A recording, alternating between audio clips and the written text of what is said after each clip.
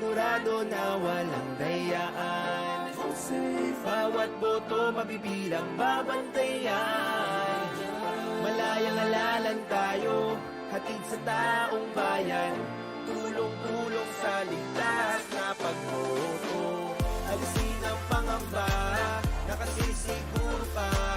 Vote safe lahat tayo, vote safe siguradong pag-aanda. Eleksyon ay idadaos ng ligtas at maayos. Bilang ng boto ng tao, asahan nating kumpleto. Siguro tayo sa darating na Mayo, handa't garantisado lahat.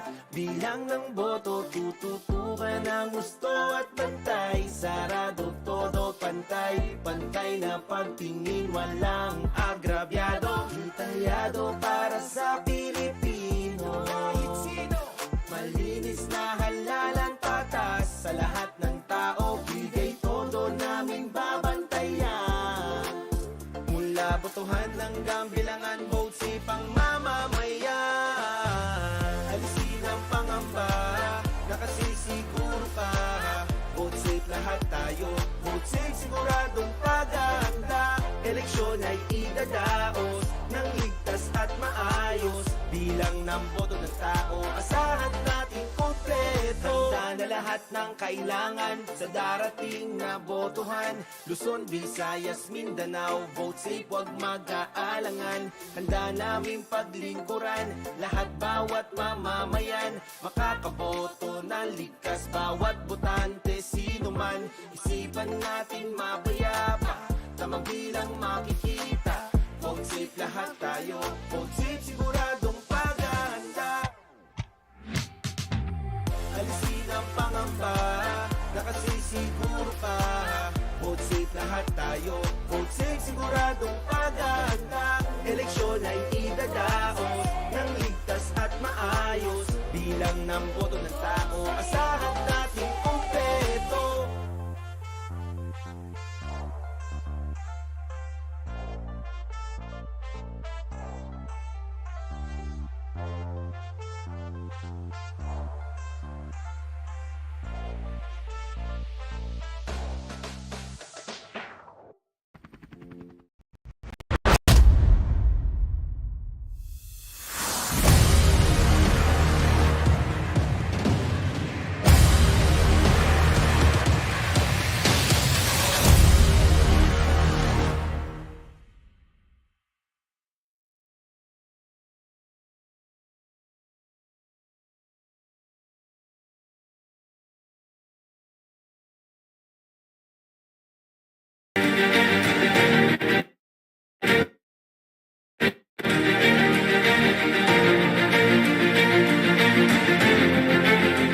One, a government with compassion. The science of COVID, which only few people understand. In that case, we have to address at the right time, at the right moment, at the right knowledge on COVID. Giniit ni Montemayor na isa ring doktor na tutol siya sa mandatory COVID-19 vaccination. Sa gabay ng Diyos, ang bansa'y aayos. Kasi po, dapat kasama natin ang Panginoon.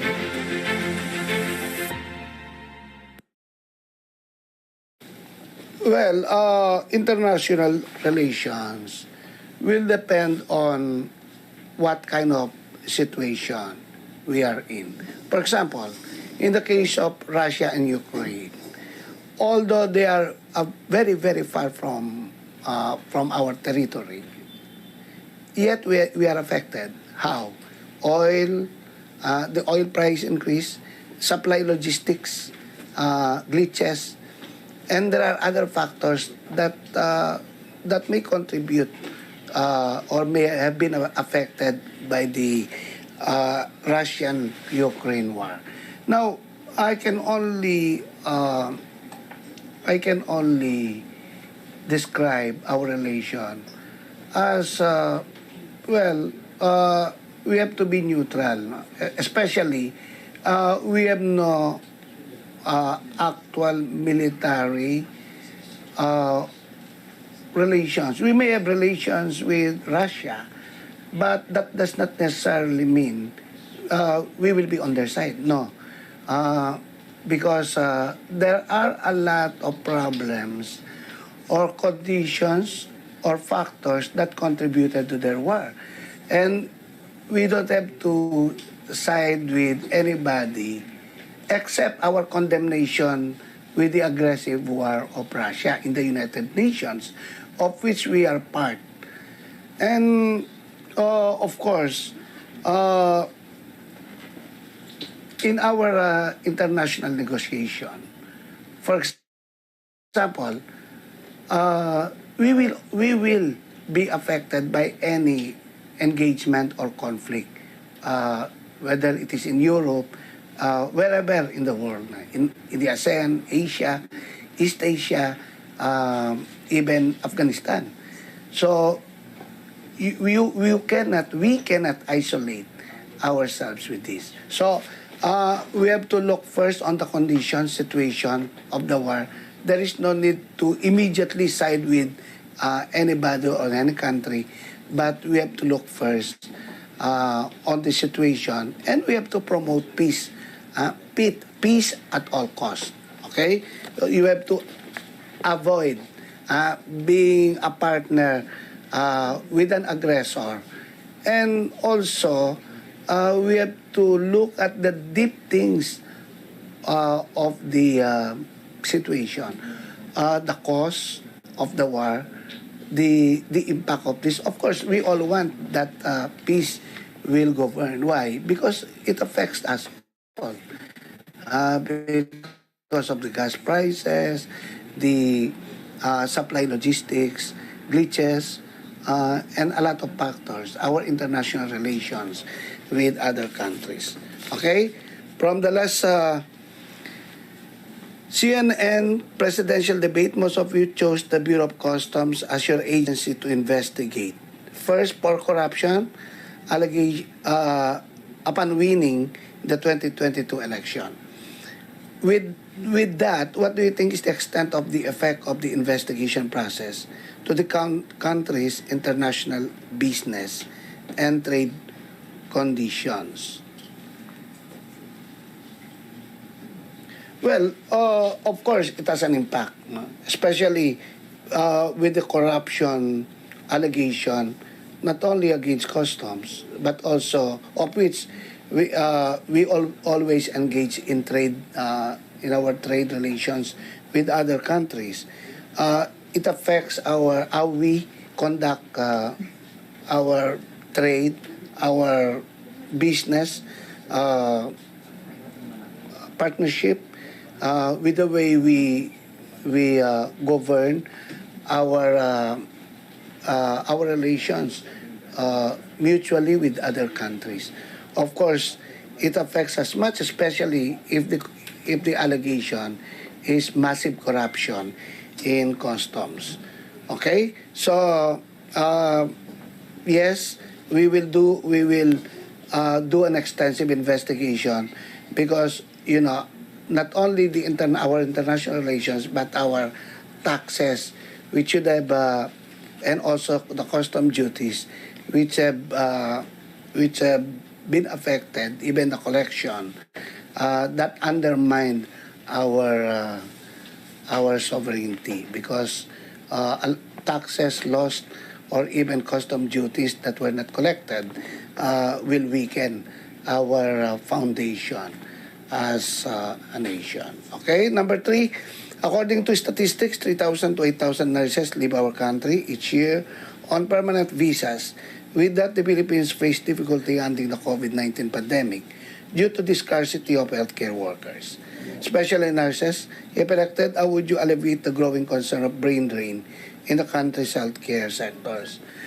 Well, healthcare worker, we have no scarcity. We have maldistribution of nurses. They are all in Metro Manila, and few of them are in the provinces.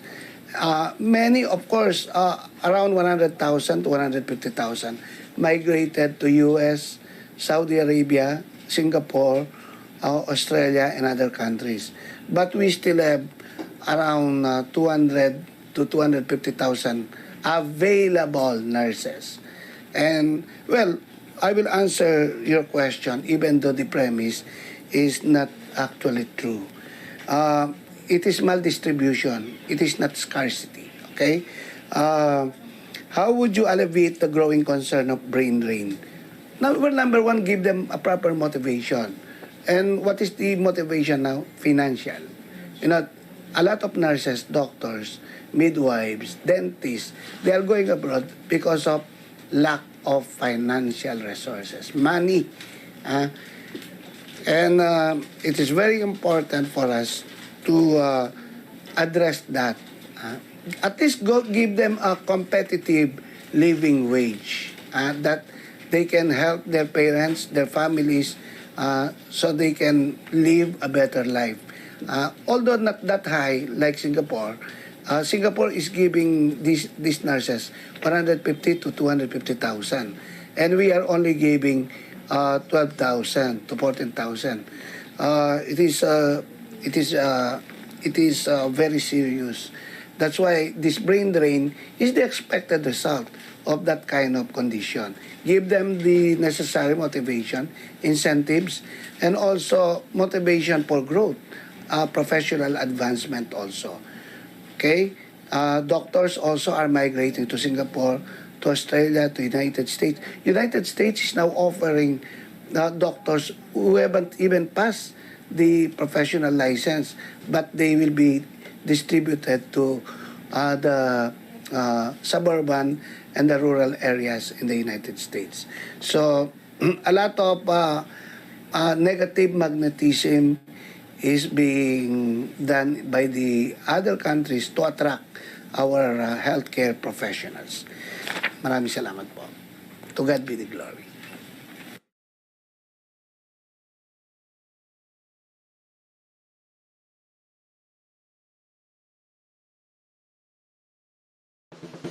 Malapit na ang halalan. Kumpleto na ba ang iyong listahan? Ito na ang pagkakataon upang ipadinig ang iyong tinig. Madali lang naman bumoto. Sundin lang ang 8 hakbang na ito.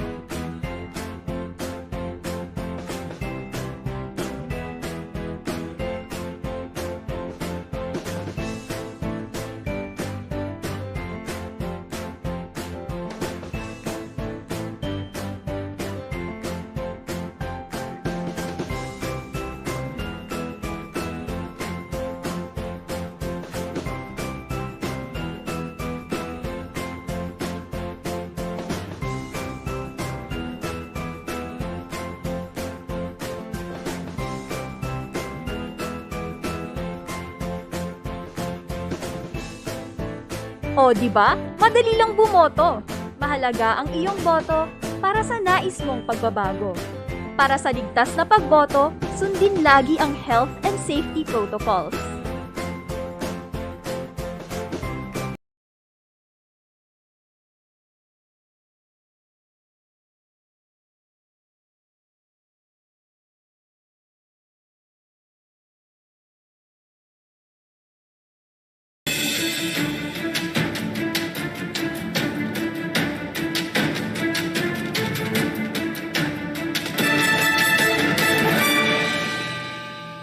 Intermediate Plan of Action. 2. Implement the transition plan crafted by our cabinet technocracy. Pagpapatupad ng transition plan na binalangkas ng mga kabinete. Ano po ba ang transition plan ninyo sa federal government? Ano po ba ang mga katangian ng federal government? Ang transition plan ay bubuuin ng mga mapipiling kabinete. Sila ang gagawa ng mga hakbangin upang maitawid ang lumang sistemang unitary government sa federal government na naayon sa binalangkas at mapagtitibay na saligang batas o konstitusyon. Mga katangian ng federal na gobyerno. A. Buwis o kapakinabangan. B. Pamamahagi ng kapangyarihan at mga sangay ng pamahalaan, lehislatura, ehekutibo, hudikatura. C. Malayang sistema ng hukuman. D. Paghahati-hati ng desentralisasyon. A. Buwis, kapakinabangan. Ang pamahalaan ay marapat na may sariling pinagkukuhanan ng kita at hindi umaasa sa ibang pondo. Ang pamahalaang federal ay may kapangyarihang magpataw at mangolekta ng mga buwis, obligasyon, at mga ipinataw na bayarin, maliban sa mga buwis na itinalaga sa federal na rehiyon. Isa, ang federal na rehiyon ay may kapangyarihang magpataw at mangolekta ng mga buwis, lisensya at bayarin sa mga sumusunod. A. Real property tax. B. Franchise tax. C. Estate tax. D. Road users tax. Donors tax. E. Vehicle registration fees. F. Documentary stamp tax. G. Professional tax. H. Games and amusement tax. I. Environmental tax, pollution tax, and similar taxes. J. Transport franchise fees. And K. Local taxes and other taxes which may be granted by federal law. 1. Ang federal na pamahalaan at ang federal na rehiyon ay titiyakin na ang pagpataw ng buwis ay pantay-pantay at pare-pareho sa lahat. Ang dobleng pagbubuwis ay hindi pinahihintulutan. 2. Ang federal na rehiyon ay tatanggap ng hindi bababa sa 50% 50% ng lahat ng nakolektang income taxes, excise taxes, value-added tax, and customs duties. Ang lahat ay pantay-pantay na paghahatian ng mga federal na rehiyon. 3. Ang federal na rehiyon ay may karapatan sa ika-50% 50% ng lahat ng kinita na nagmula sa pagmimina, paggagalugad at paggamit ng likas na yaman ng kanilang nasasakupan. Mga katangian ng federal na gobyerno. B. Sangay ng kapangyarihan. Mga kapangyarihan ng mga sangay ng pamahalaan, lehislatura, ehekutibo, hudikatura. Ang ehekutibo. Ang kapangyarihan ng ehekutibo ng Republikang Federal ay ibinibigay sa Pangulo. Mayroon din na pangalawang Pangulo na may kahintulad na kwalifikasyon at termino na gaya sa Pangulo. Ang pangalawang Pangulo ay itatalagang kasapi ng kabinete.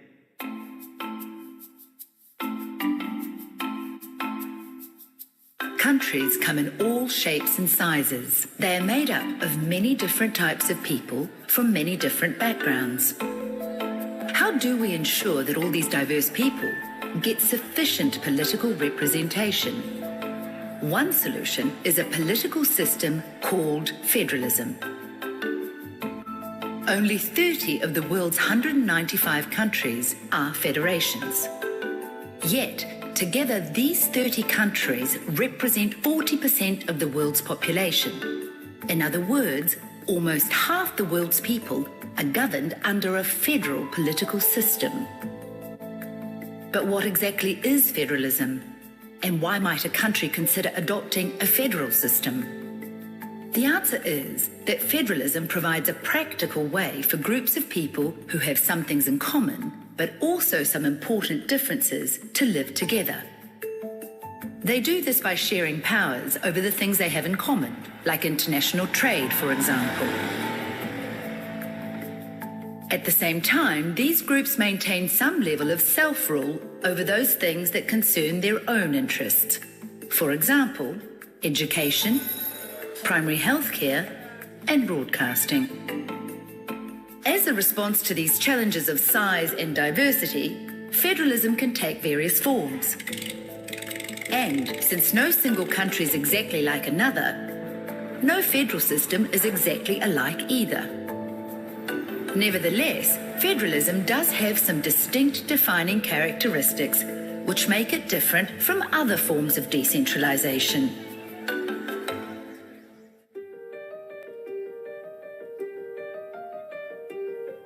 The first characteristic is that the federal systems have at least two levels of government. There is a central level of government, also sometimes known as the federal or union level, which governs the entire country in relation to issues of importance to everyone. This usually means matters like defence, the armed forces, foreign policy, trade, citizenship, macroeconomic policy, and national infrastructure like ports and airports.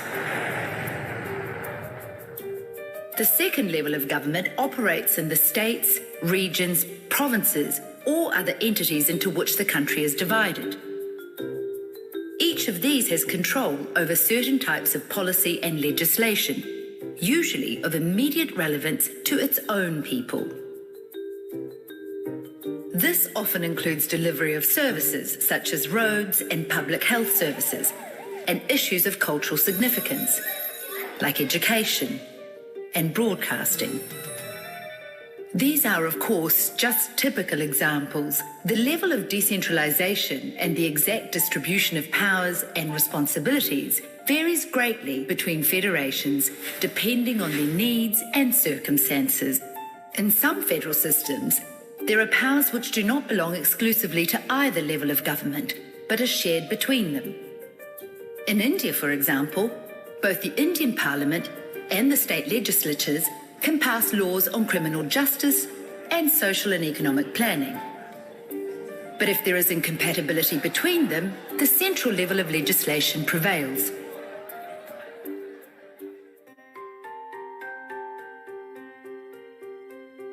A second characteristic of federalism is that it provides processes and mechanisms by which the different states, provinces, or regions of the federation can be included in decision-making at the central or union level. Normally, this takes the form of an upper house of parliament or senate, in which these states, provinces, or regions are represented.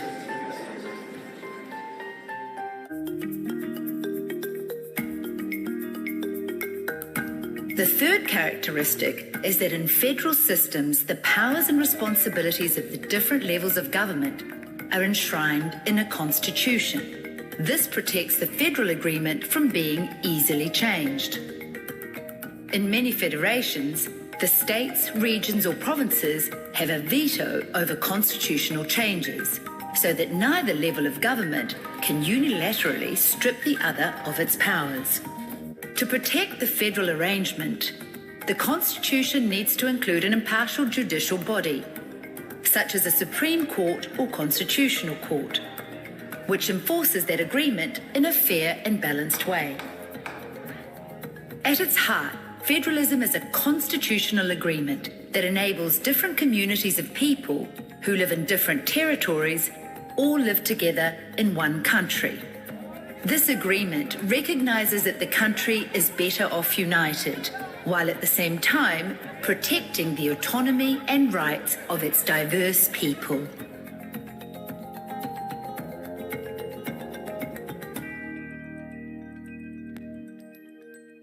Bato ba tayo o itlog? Ano nga ba ang dahilan kung bakit hindi mapisa-pisa ang itlog? At kung mapisa man ay nabubugok o nababansot? Hindi ba ang itlog kapag nalapatan ng tamang init ay napipisa at nagiging sisiw na nagluluwal ng bagong buhay? Bakit kahit anong init ng panlipo ng kahirapan, kawalan ng katarungan at korupsyon, hindi tayo mapisa sa tunay na pagbabago tungo sa bagong buhay? Ba't ba tayo na hindi mababago? O tayo ba ay itlog? Carlos Elacio Serapio, ang inyong pong lingkod na naghahain ng kanyang sarili para sa paglilingkod bilang Vice Presidente ng minamahal nating bansang Pilipinas.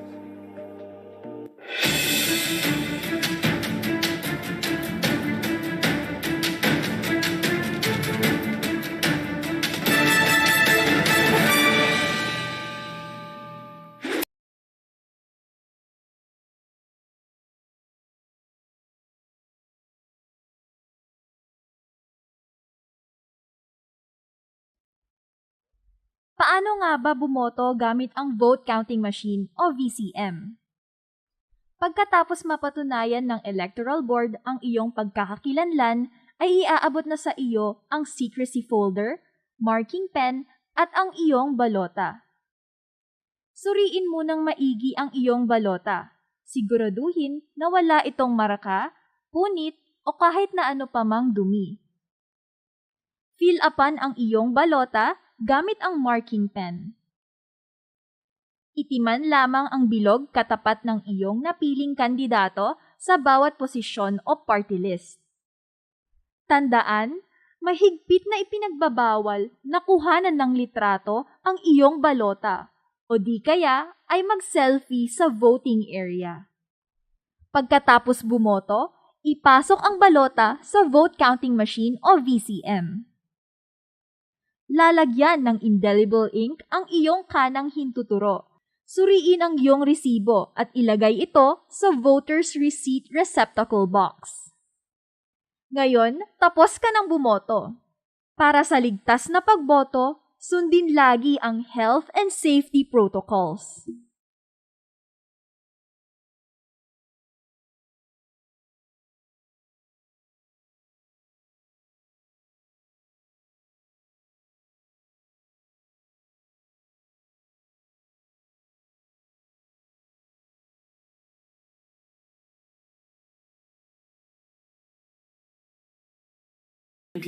Tandang-tanda ko pa nang magsimula ang aking political career na halal bilang freshman senator sa 11th Congress, rank number 1. Napasa akin ko ang mahigit sa kalahati ng total na national votes.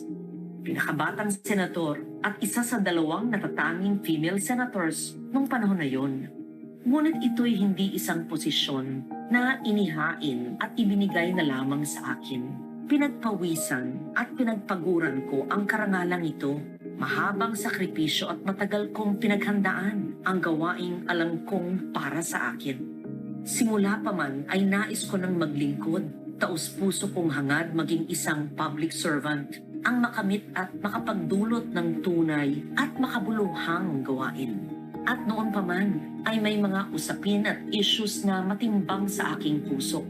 Ako'y naglingkod bilang chairperson para sa mga komite ng Environment at Economic Affairs. Lahat ng ito habang ako'y patuloy na nagsusulong ng mga batas na layuning mangalaga sa karapatang pambabae at pangkabataan tulad ng Anti-Domestic Violence Act, Anti-Child Labor Law at ang Anti-Trafficking in Persons Act. Ako rin ang pangunahing nagsulong upang maging batas ang Ecological Solid Waste Management Act. Pagdating ng 2001, ako ay nahalal bilang Senate Majority Floor Leader, ang kauna-unahan at natatanging babaeng nagkamit ng posisyon na ito. Patuloy akong nagsikap bilang isang mambabatas at noong 2007 ay muling nakamit ang number 1 senator position. Napasa akin ang pinakamaraming boto at kinilala bilang bukod-tanging woman senator na nagkamit ng top position sa Senate race twice. At noong 14th Congress, ako'y namuno bilang chairperson ng mga sumusunod na komite. Ngunit walang patid at walang humpay ang aking gawain bilang mambabatas. Kaya't sa sumunod na 12 taon, patuloy akong naglingkod bilang senador sa 15th, 16th at 17th Congress ng Pilipinas. Kasabay pa rin ito ang aking pagsusulong sa mga advokasyang malapit sa aking puso. Patuloy akong namuno sa mga komite sa climate change, foreign relations, finance, at cultural communities. Buong puso kong pinagmamalaki ang aking mga narating bilang isang mambabatas.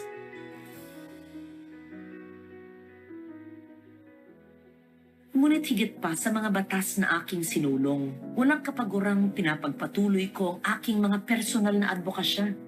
Noong 2009, pinamunuan ko ang matagumpay na pagsasabatas ng landmark Philippine Climate Change Act. Pagdating ng Disyembre ng parehong taon, ako'y nagsalita tungkol sa climate change sa United Nations Climate Change Conference sa Copenhagen at personal nang nag-udyok sa mga mambabatas ng mga ibang bansa na magsulong ng mga batas para tumugon sa mga climate change issues. Ako rin ay matagal nang nagsusulong sa pagpapanatili ng ating national identity at culture at ng ancestry ng mga indigenous peoples. Naigawad sa akin ang mga sumusunod na titulo mula sa iba't ibang katutubo at indigenous peoples groups. Sa gitna ng mga ito ay patuloy ko pa rin pinananagutan ang aking hangaring maglingkod. Ang damdamin ko'y nag-uumapaw at taus-puso akong nagpapasalamat sa mga tumulong sa akin itong mga nakalipas na taon. Hinding-hindi ko malilimutan ang mga taong nagtiwala, nagsakripisyo, ako'y habang buhay na magpapasalamat. Ngunit mahigit pa sa lahat ng aking narating, hindi pa sa mga batas na isinulong at sa mga komite na pinamunuan, maging sa mga awards at mga parangal na iginawad sa akin. Ako'y buong pusong nagagalak sa tuwing maaalala sa isipan ang ngiti ng mga taong aking naabot. Ang mga kabataan, kababaihan, mga mag-anak at komunidad, mga katutubo, magsasaka, mangingisda, at ang mga minamaliit at hindi man lamang binibigyan ng halaga. ang damdamin ko'y patuloy nilang naaantig. Sila'y nagbibigay halaga at kabuluhan sa lahat ng aking gawain. Patuloy akong nauudyok magsumikap at walang pagod ay pagpatuloy ang bukod tanging karangalang makapaglingkod. Ako po ang inyong abang lingkod, Loren Legarda.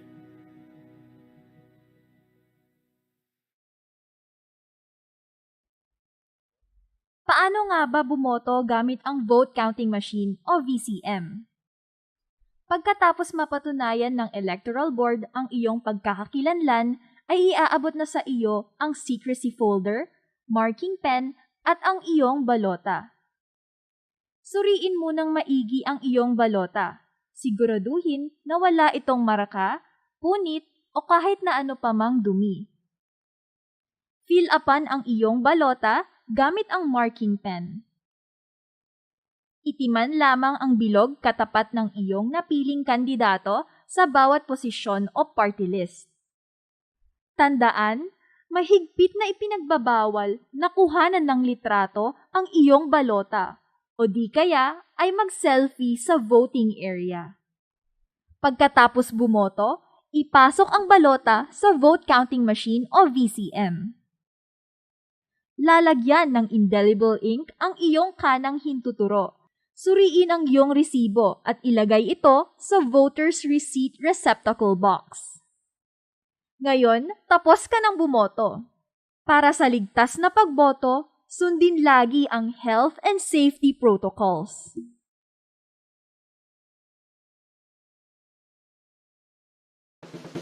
Malapit na ang halalan. Kumpleto na ba ang iyong listahan? Ito na ang pagkakataon upang ipadinig ang iyong tinig.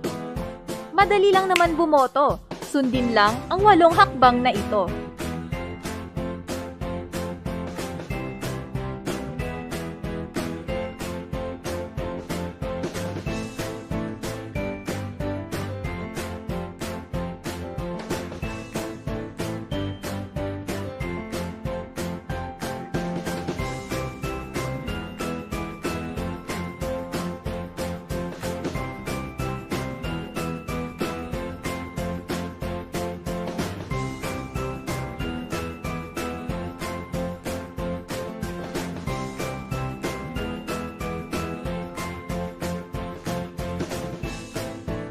O, di ba? Madali lang bumoto.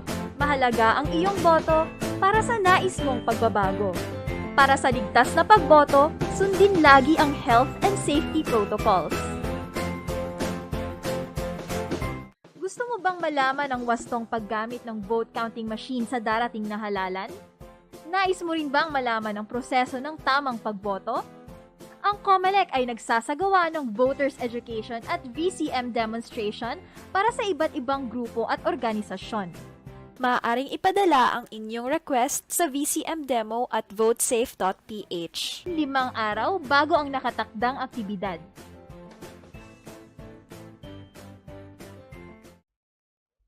Paano nga ba bumoto gamit ang vote counting machine o VCM? Pagkatapos mapatunayan ng Electoral Board ang iyong pagkakakilanlan, ay iaabot na sa iyo ang secrecy folder, marking pen, at ang iyong balota. Suriin mo ng maigi ang iyong balota. Siguraduhin na wala itong maraka, punit, o kahit na ano pa mang dumi. Fill upan ang iyong balota gamit ang marking pen. Itiman lamang ang bilog katapat ng iyong napiling kandidato sa bawat posisyon o party list. Tandaan, mahigpit na ipinagbabawal na kuhanan ng litrato ang iyong balota o di kaya ay mag-selfie sa voting area. Pagkatapos bumoto, ipasok ang balota sa vote counting machine o VCM. Lalagyan ng indelible ink ang iyong kanang hintuturo. Suriin ang iyong resibo at ilagay ito sa voter's receipt receptacle box. Ngayon, tapos ka ng bumoto. Para sa ligtas na pagboto, sundin lagi ang health and safety protocols.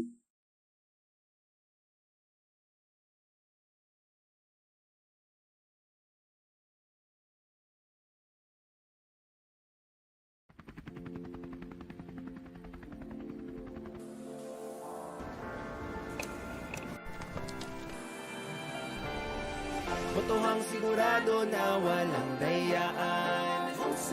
Bawat boto mabibilang babantayan. Malayang alalan tayo, hatid sa taong bayan. Tulong-tulong sa ligtas na pagboto. Alisin ang pangamba, nakasisiguro pa. Vote safe lahat tayo, vote safe siguradong pag-aanda. Eleksyon ay idadaos ng ligtas at maayos. Bilang ng boto ng tao, asahan nating kumpleto. Siguro tayo sa darating na Mayo, handa't garantisado lahat. Bilang ng boto, tututukan ang gusto at bantay. Sarado, todo, pantay, pantay na pagtingin, walang agrabyado. Detayado para sa Pilipino. Malinis na halalan, patas sa lahat ng tao. Bigay todo naming babantayan. Mula botohan hanggang bilangan, vote safe ang mamamayan. Alisin ang pangamba, nakasisiguro pa.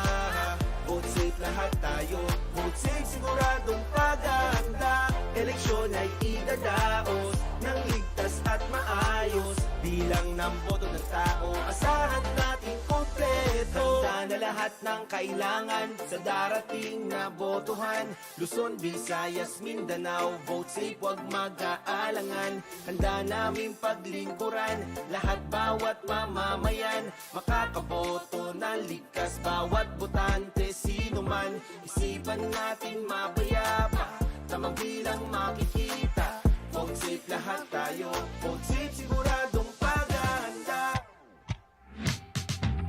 Alisin ang pangamba, nakasisiguro pa.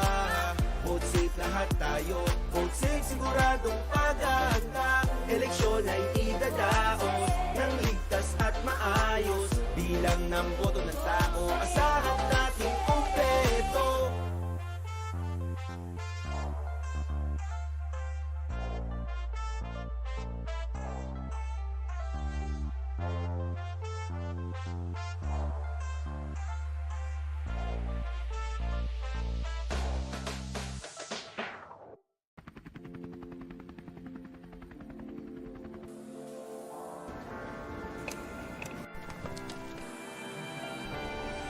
Botohang sigurado na walang dayaan.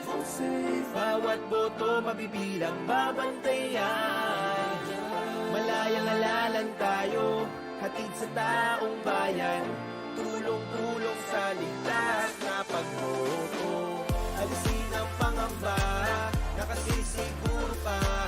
Vote safe lahat tayo, vote safe siguradong pag-aanda. Eleksyon ay idadaos ng ligtas at maayos. Bilang ng boto ng tao, asahan natin kumpleto. Siguro tayo sa darating na Mayo, handa't garantisado lahat. Bilang ng boto, tututukan ang gusto at bantay. Sarado, todo, pantay, pantay na pagtingin, walang agrabyado. Detayado para sa Pilipino. Malinis na halalan, patas sa lahat ng tao. Bigay todo naming babantayan. Mula botohan hanggang bilangan, vote safe ang mamamayan. Alisin ang pangamba, nakasisiguro pa. Vote safe lahat tayo, vote safe siguradong pag-aanda. Eleksyon ay idadaos ng ligtas at maayos. Bilang ng boto ng tao, asahan natin kumpleto. Handa na lahat ng kailangan sa darating na botohan. Luzon, Visayas, Mindanao, vote safe, wag mag-aalangan. Handa namin paglingkuran lahat, bawat mamamayan. Makakaboto ng likas, bawat botante, sino man. Isipan natin mapayapa, tamang bilang makikita. Vote safe lahat tayo, vote safe siguradong pag-aanda. Alisin ang pangamba, nakasisiguro pa. Vote safe lahat tayo, vote safe siguradong pag-aanda. Eleksyon ay idadaos ng ligtas at maayos. Bilang ng boto ng tao, asahan natin kumpleto.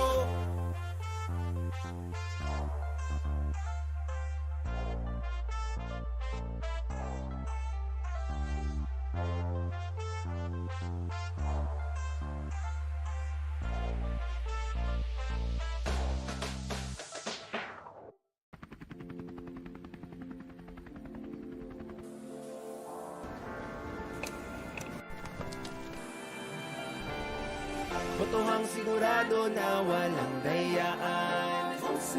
Bawat boto mabibilang babantayan. Malayang alalan tayo, hatid sa taong bayan. Tulong-tulong sa ligtas na pagboto. Alisin ang pangamba, nakasisiguro pa.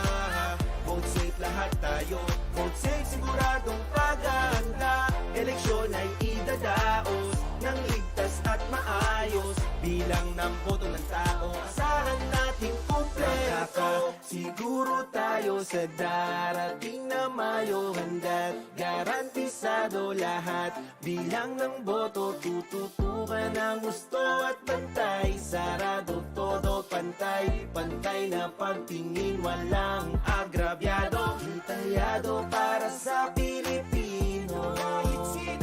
Malinis na halalan, patas sa lahat ng tao. Bigay todo namin babantayan.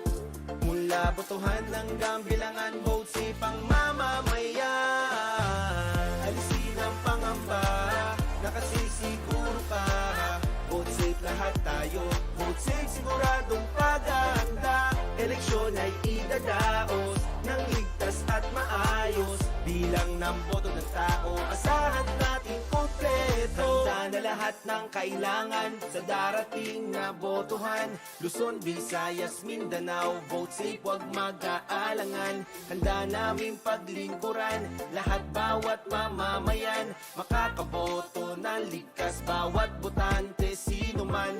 Isipan natin mapayapa, tamang bilang makikita. Vote safe lahat tayo, vote safe siguradong paganda. Alisin ang pangamba, nakasisiguro pa.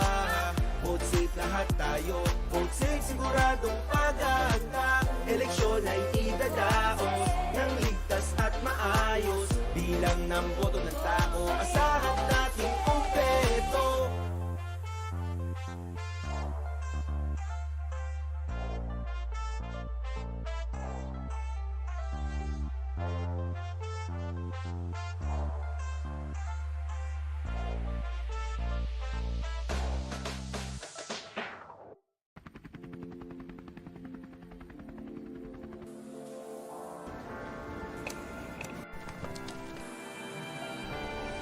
Botohang sigurado na walang dayaan.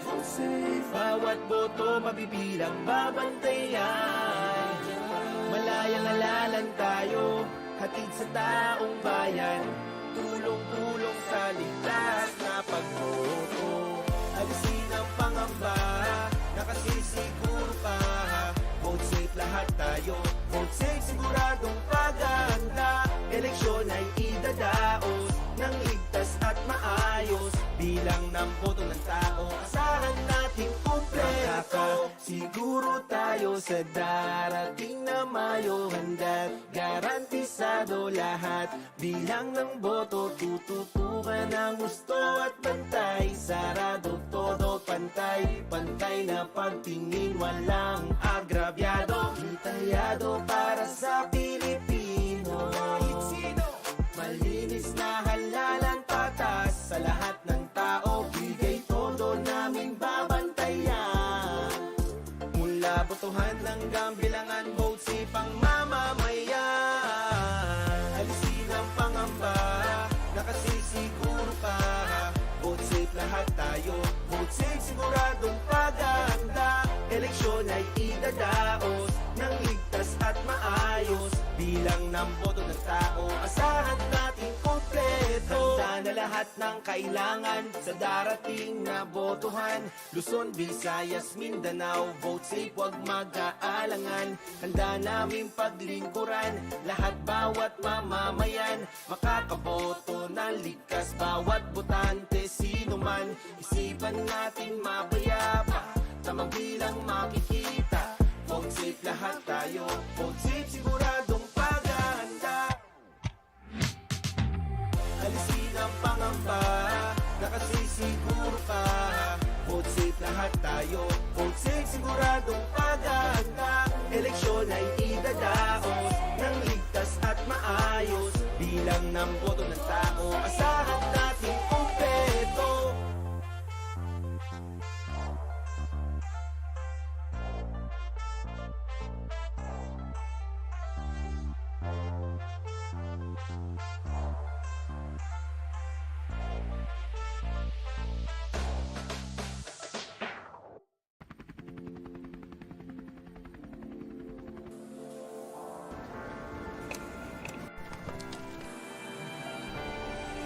botohang sigurado na walang dayaan. Bawat boto mabibilang.